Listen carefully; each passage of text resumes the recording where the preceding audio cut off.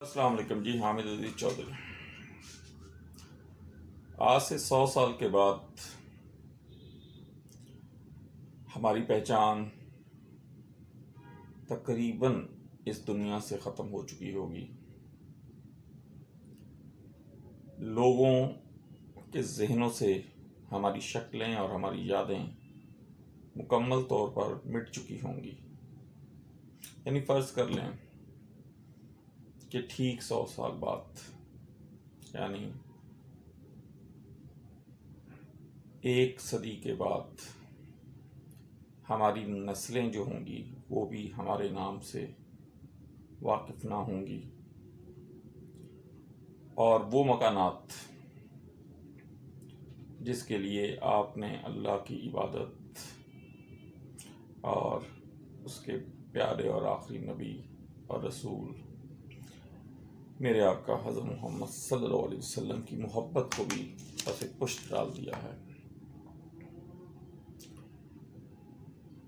ان مکانات کو بنانے میں آپ نے اپنوں کے حقوق کو بھی رون ڈالا ہے۔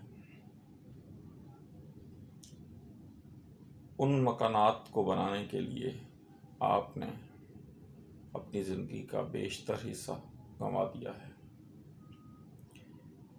100 سال کے بعد ان میں تقریباً غیر رہ رہے ہوں گے، جو آپ کی نسلوں سے واقف بھی نہ ہوں گے، اور آپ کی نسلیں اگر ان میں رہ رہی ہوں گی تو وہ آپ سے بالکل نا واقف ہوں گی۔ جیسے آج آپ اپنے پردادا کے والد یا ان کے والد کے بارے میں کچھ نہیں جانتے، اسی طرح سے آپ کے خون میں سے بھی آپ کی یادوں کو نکال دیا جائے گا۔ تو پھر میرے دوستو، یہ کس قسم کا مان ہے جو ہم لے کر گھومتے ہیں، اور یہ کس قسم کا غرور ہے، اور یہ کس قسم کی کمائی ہے جو ہمارے کام کی نہیں۔ اور ہم سوچ رہے ہوں گے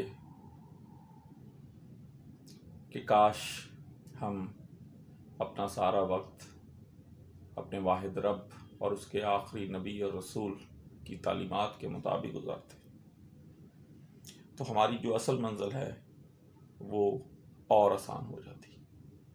کاش ہم حقوق البات ادا کرتے، بیٹیوں کے پیدا ہونے پر خوش ہوتے، ان کی تربیت کرتے، بہنوں کے حقوق ادا کرتے، ماں باپ کے حقوق ادا کرتے، ہمسایوں کے حقوق ادا کرتے،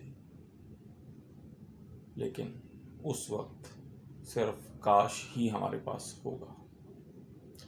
تو کیوں نہ ہم آج اپنے رب کی طرف رجوع کریں، تاکہ کل ہمیں کاش کہنا نہ پڑے اور ہم اپنے رب کے سامنے